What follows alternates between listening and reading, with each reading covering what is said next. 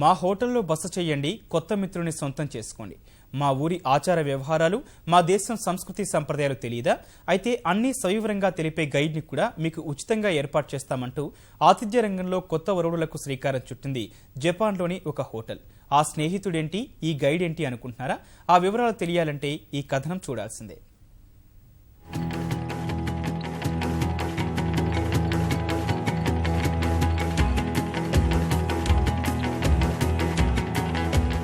పుస్తకాన్ని మించిన మిత్రుడు లేడంటారు. ఆ స్నేహితుడినే తమ వినియోగదారుల చెంతకు చేర్చుతున్నారు జపాన్ రాజధాని టోక్యోలోని బెడ్ అండ్ బుక్ హోటల్ నిర్వాహకులు. 3600 హోటళ్లున్న టోక్యోలో హోటళ్లు పూర్తిగా విలాసవంతంగానూ లేదా సామాన్యుడికి అందుబాటులో చిన్న చిన్న గదుల్లో ఒకరోజు గడపడానికి వీలుగా ఉంటాయి.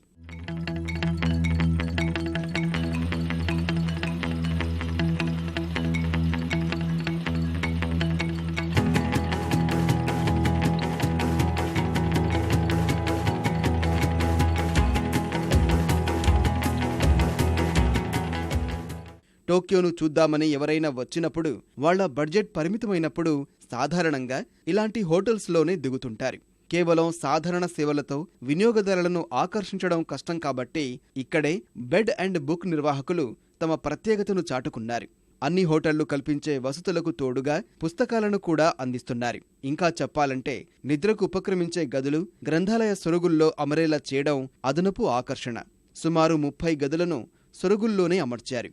2000 పుస్తకాలతో హోటల్ లోపలి ఆవరణను తీర్చిదిద్దారు. అతిథుల నిద్రకు ఇబ్బంది లేకుండా జాగ్రత్తలు తీసుకున్నారు. మిగిలిన చిన్న స్థాయి హోటళ్లలో కూడా చిన్న గదుల్లోనే పర్యాటకులు విశ్రమిస్తుంటారు.こういった空間初めてだっておっしゃってくれて喜んでいただけるのと、ただ初めてだっていう割に皆さん直感的にすごく上手に使ってくださってる。だから別に皆さんすごく静かで図書館のように緊張しながら過ごしてるってこともないですし、少しの会話と食事されてる方と読んでる方とっていうのがうまく混ぜ合わってですね、すごくいい雰囲気が出来上がってると思いますね。బెడ్ అండ్ బుక్ హోటల్కు విదేశీ పర్యాటకులు, జపాన్ పర్యాటకులు, టోక్యో పౌరులు కూడా వస్తుంటారు. వీరిలో 60% మంది పురుషులు, 40% మంది స్త్రీలు ఉంటుంటారు. ఆతిథ్య రుసుములు వాళ్లు తీసుకునే గది పరిమాణాన్ని బట్టి $30 నుంచి $39 వరకు ఉంటాయి.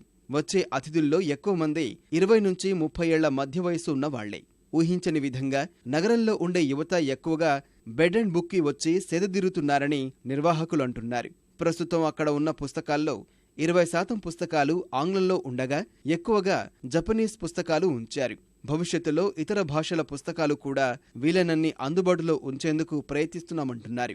జపాన్ సంస్కృతి సంప్రదాయాలు, ఆచార వ్యవహారాలు, సాంస్కృతిక చరిత్ర, చారిత్రక వారసత్వాన్ని తెలిపే పుస్తకాలు హోటల్ అతిథులకు ఎంతో ఉపయుక్తంగా ఉంటున్నాయి. ఇక్కడి పుస్తకాలు కొన్ని తెరిస్తే ఆసనాలుగానూ మారిపోతుంటాయి.